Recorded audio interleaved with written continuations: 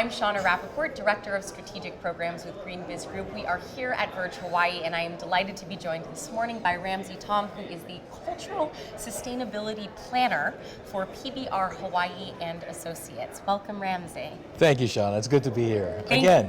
Yes, indeed. We're back for another year. Yes. So I wanted to start off, there are not so many cultural sustainability planners, perhaps in Hawaii, certainly globally. Talk a little bit about what that is, what you do, and also the focus of your work at PBR Hawaii. This is true. It's a blend of two concepts, that there's cultural sustainability, maintaining, sustaining cultural identity, awareness, principles, concepts in the present, bringing that forward.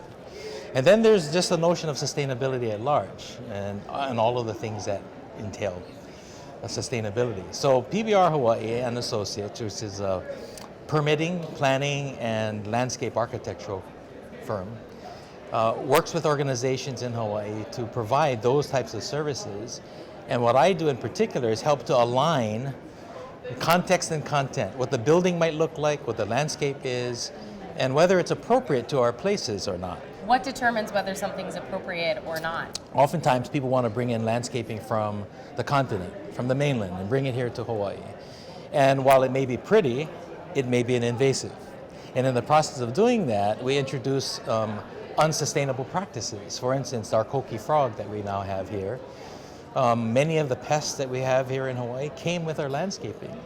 So using native plants would be a preferred method, and if you talk to someone who knows about what those plants are, perhaps we can align your particular place so that it's more reflective of Hawaii rather than someplace else. So what are some of the insider tricks or tips in how to create that understanding or alignment when you come up against contrasting or potentially interests that are different than what is in the greatest interest of maintaining the culture and sustainability of the islands? Well, one of the big things here in the islands is this notion of sense of place. People use the term.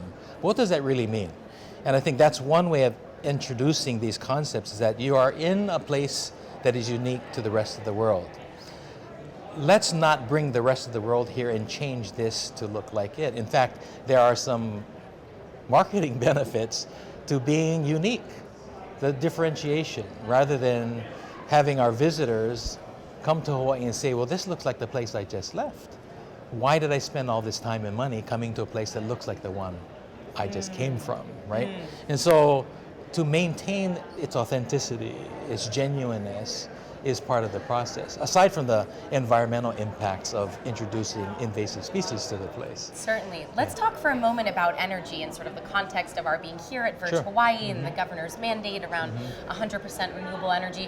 Where does cultural sustainability play into that goal and accelerating a clean economy?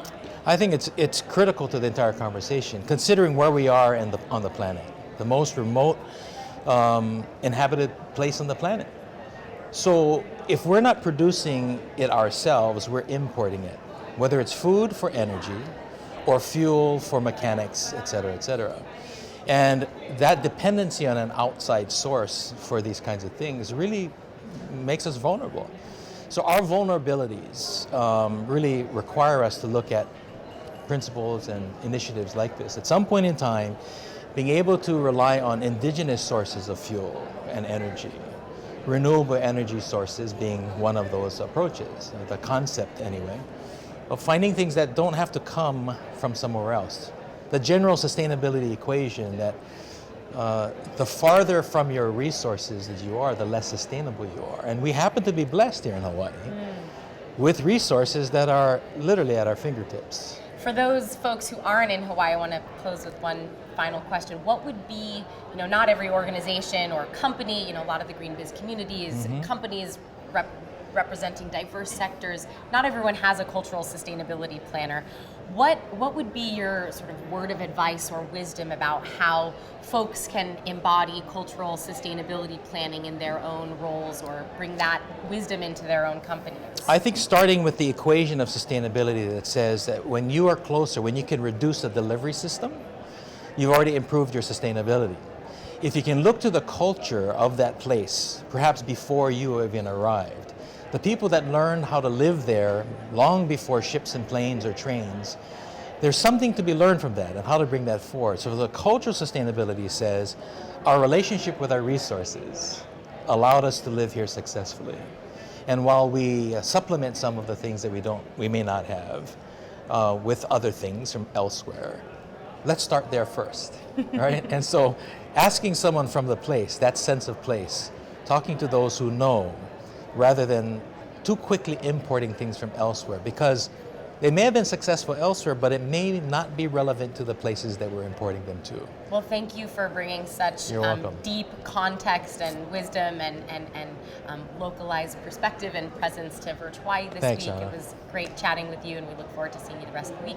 Likewise, Tom, thank you. Thank you so much. You're welcome. Aloha. Aloha.